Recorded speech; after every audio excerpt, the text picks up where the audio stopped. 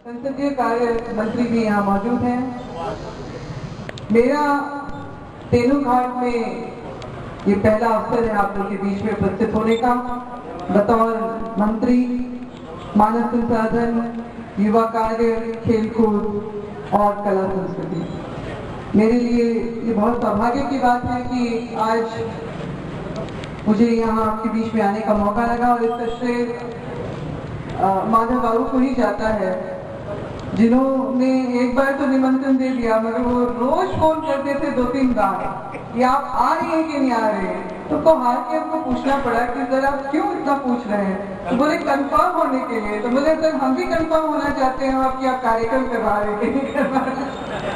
मगर बात ये है कि इसमें ही इनके उस बात का परिचय मिल जाता है कि जो भी काम ये अपने जिम्मे में लेते हैं उसको बड़ी ईमानदारी से, शिद्दत से निभाना चाहते हैं। तो कल रात तक ये कंफर्म होते रहे कि हम आ रहे हैं कि नहीं आ रहे हैं, और मुझे बहुत खुशी है कि इनके आदेश को मान के मैं आप लोग के बीच में उपस्थित हुई हूँ।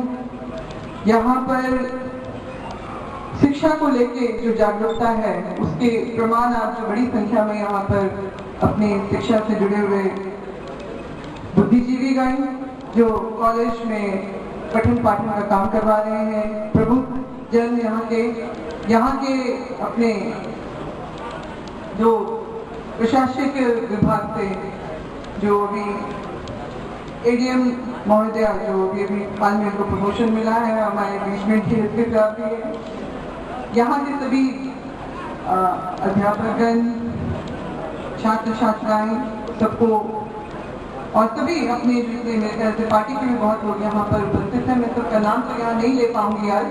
अपने कॉलेज के यहाँ के प्रिंसिपल साहब, डिग्री कॉलेज के प्रिंसिपल साहब, सबको मेरी तरफ से बहुत बहुत झारखंडी जोहार। मैं आभार प्रकट करना चाहती हूँ कि मुझे आपके आके यहाँ पर जो भी समस्याएं भी हैं,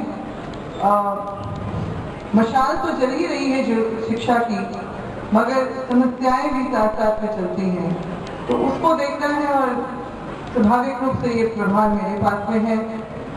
आज मेरा 14वां दिन है प्रभार लेने के बाद में, और इस दौरान जो भी मेरे संज्ञान में बातें आती जा रही, मगर एक बात है, थोड़ा सा एक ही समस्या को लोग इतने लोग ग्रुप बना के मुझसे मिल रहे हैं कि मेरे पास काम करने का, सोचने का समय कम बढ़ जाता है।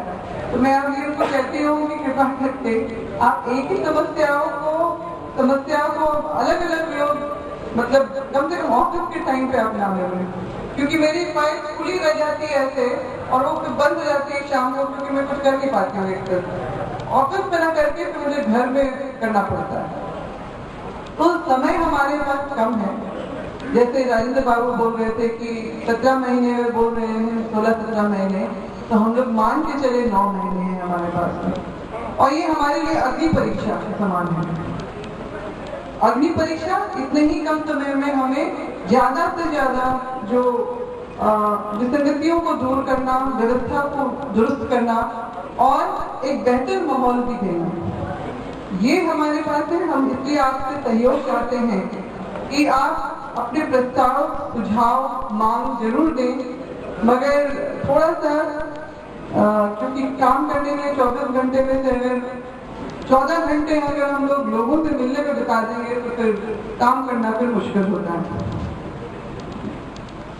शिक्षा, जैसे मैंने आगे भी कहा, आगे भी कहती रही हूँ कि मनुष्य जीवन का बहुत ही अहम अंग है, और इसीलिए शिक्षा विभाग में भी काम बहुत अधिक है। अभी मैं वहां पर कुर्सी में बैठी हूँ तो मुझे पता चलता है कि कितने काम ऐसे हैं जो आज तक अटकाए गए और जो सुगमता से हो सकते थे। मैंने उनको उसी दिन मैंने कार्रवाई करने के लिए निर्देश भी दिए कि आपको इसमें क्या करना है। मिसाल के तौर पे जो पारा शिक्षक की बात उठी, पहले तो मैंने वो बैकलॉग जितने थे आपके टीचर्स के सैंक्शन पोस्ट के, मैंने उसको कहा कि इसमें जल्दी आप लोग विज्ञापन निकलवाइए और इसको भरने की प्रक्रिया पूरी करें। दूसरी आई बात पारा शिक्षकों की, उसमें वहां कि नहीं बहुत सारे झंझट। मैंने कहा झंझट क्या है आप मुझे बताइए, जब दूसरे राज्य कर सकते हैं तो हम अपने पारा शिक्षकों को सम्मानित मान देते नहीं दे सकते। और क्योंकि मेरे पास दूसरे राज्य के भी कागज थे तो अधिकारीगण बिल्कुल शांत हो गए, उनके पास कोई तर्क नहीं था। और मैं चाहती हूँ कि पारा शिक्षक को सबसे पहले मैंने अपना जो कमिटमेंट दिया है कि उनको एक सम्मानित मानदेय जरूर दी जाए, क्योंकि जो पढ़े लिखे लोग अगर मजदूरों से भी बदतर हालत में अगर अपना योगदान करने के लिए मजबूर है तो निश्चित रूप से हमारी शिक्षा व्यवस्था पे इसका सीधा असर पड़ता है। और वो हम लोग साफ तौर पर देखते हैं। बहुत सारी व्यवस्थाएं देनी थी रिफ्रेशर्स कोर्स के लिए, टीचर्स को अपग्रेड करना पड़ता है, अपडेट करना पड़ता है, वो सब कोई व्यवस्था नहीं है, सब धाराशाही है। कॉलेजेस की तरफ भी अगर हम लोग ध्यान दें तो वहां पर भी वही बात है। आज हमारी फैकल्टीज पूरी नहीं है, बहुत सारे सैंक्शन पोस्ट हैं पर उनको भरे नहीं जाते हैं। ऐसे कितने विषय हैं जिसके लिए बच्चे इच्छुक हैं, वो कहा जाए। उनकी इच्छाएं तो इस राज्य के ही अपने में ही दबके रह जाएंगे। जो सक्षम होते हैं वो दूसरे राज्यों में चले जाते हैं, मगर बहुत बड़ा प्रतिशत ये है जो मेधावी भी है और शिक्षित होने के लिए बहुत इच्छुक भी है, ऊंची शिक्षा प्राप्त करने के लिए। तो वैसी व्यवस्था हम लोग यहीं पर हम लोग को माहौल बनाना होगा ताकि हमारे जो बच्चे हैं उनको जो संवैधानिक रूप से जो अधिकार मिला है कम से कम वो तो हम लोग दिला सकें। यहाँ पर बात होती है एमए की भी, जो एमए स्तर की जो बात है केबी कॉलेज में, केबी सहाय कॉलेज में जो एमए स्तर की जो पढ़ाई करानी है होती थी, बिहार के समय में होती थी, अब झारखंड के समय में क्यों बंद कर दी गई, ये भी एक जांच का विषय है। मैं भी जरूर चाहूंगी जहाँ पर इस तरह की व्यवस्था कहीं थी, क्योंकि ये सिर्फ छात्र ही नहीं, जो हमारे ज्ञान अर्जित किए हुए जो क्वालिफाइड हाईली क्वालिफाइड जो टीचर्स हैं उनके लिए भी बहुत ही कुंठा का विषय हो जाता है। क्यों नहीं उस तरह से हम पढ़ाई और अपना ज्ञान को हम लोग बांट सकते हैं। ये बहुत सारी बातें आती हैं, तो मैं देखूंगी ये पुरानी एक व्यवस्था की उसको हम लोग पुनर्जीवित करें यहाँ पर। और हम लोग चाहेंगे कि यहाँ के बच्चे स्वाभिमान से आत्मविश्वास से परिपूर्ण होकर दुनिया का मुकाबला करें।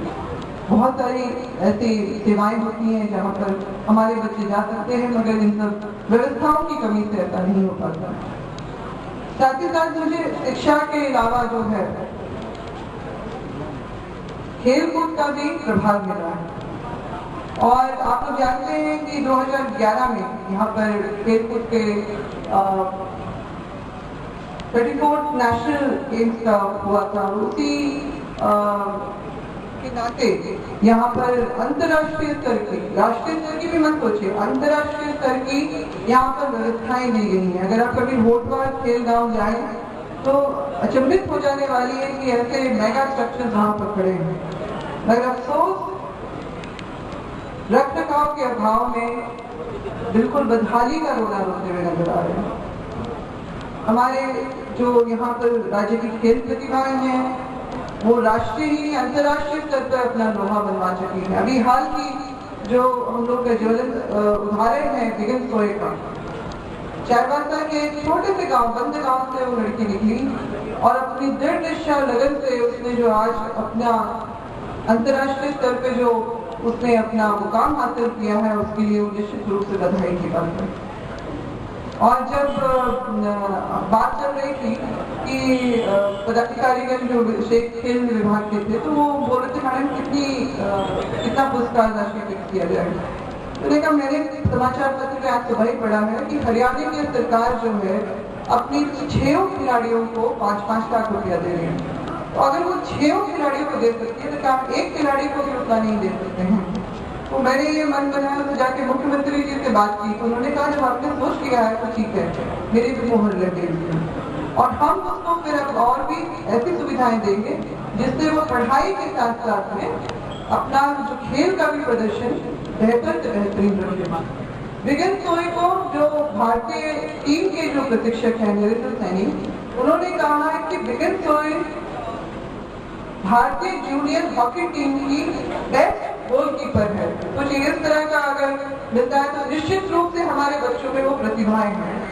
और पढ़ाई का भी उसका इंतजाम रखा जा रहा है, इसीलिए क्योंकि शिक्षा के अलावा जैसे कि अगर खेलकूद को सर्वांगीण विकास का वो पहलू माना जाता है, तो हम लोग खेलकूद के साथ अपने खिलाड़ियों को चाहते हैं कि वो सुशिक्षित हैं, ताकि उनको किसी भी तरह से कहीं पर भी कोई दिक्कत ना आए। कला संस्कृति का भी मुझे प्रभाव मिला है। हमें अपने जो झारखंड की कला संस्कृति है उसको कैसे अपने और बेहतर बनाना है, क्योंकि हमारे जितने भी प्रमंडल हैं या जितने भी जिले हैं सबके अपनी अपनी कला संस्कृति है। तो मैं चाहूंगी कि मैं उसके लिए भी अपना तरफ से मैं प्रोजेक्ट मैंने बोला है कि वहां पर आपको कला संस्कृति के जो है केंद्र बनाए। खेल के लिए भी मैंने कहा है कि स्टेडियम हर प्रखंड में नहीं हो तो कम से कम हर दूसरे प्रखंड में एक स्टेडियम जरूर हो, ताकि बच्चों को खेलने कूदने की सुविधा मिल सके। और उसमें से ऐसे बहुत सारे जो है हीरे हमारे जरूर निकलेंगे। स्टेडियम के साथ साथ में एक योजना ये भी है कि जो अपने प्रशिक्षित शारीरिक शिक्षा के जो शिक्षक हैं, प्रशिक्षण शिक्षक हैं, उनको भी नौकरी पे लगाया जाए। अभी तक बहुत मतलब 17,000 के तकरीबन जो हैं ऐसे प्रशिक्षक जिन्होंने रिकग्नाइज्ड यूनिवर्सिटी से सारी डिग्रीज ली हैं, वो यहाँ पर हमारे राज्य में बेरोजगार पड़े हैं।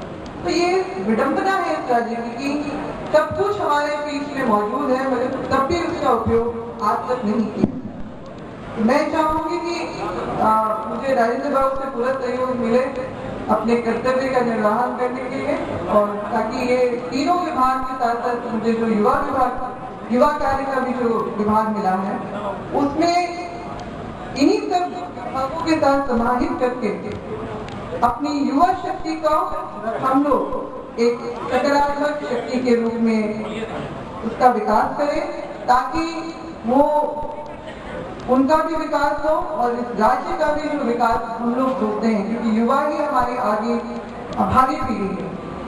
तो अगर हम लोग युवाओं को एक सकारात्मक और एक मजबूत आधार नहीं देंगे तो हमारा भविष्य भी कैसे उज्जवल होगा, ये सोचने की बात है।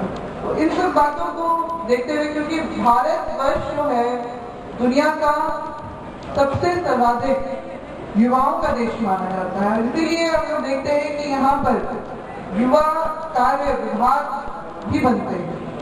यही कारण है। तो हम लोग को इन सब बातों को सोचते हुए चलना है, और सहयोग आप लोग की तरफ से निहित है। आप लोग सहयोग देंगे तो हम लोग बेहतर काम कर सकेंगे। इतना ही कहते हुए मुझे असल में आज वैसे तो माधव बाबा के आदेश का उल्लंघन करना थोड़ा मुश्किल है, मगर क्योंकि आज ही होटवार खेल गांव में पुरस्कार वितरण का भी समारोह जो है एसोसिएशन की तरफ से रख दिया गया है, तो मेरी मजबूरी है कि मुझे यहाँ से आप लोगों से, इस जिला से विदा जल्दी लेना पड़ेगा। जब भी मौका मिलेगा जरूर आऊंगी और आप लोगों से रूबरू होंगी, आपकी समस्याओं से और आपके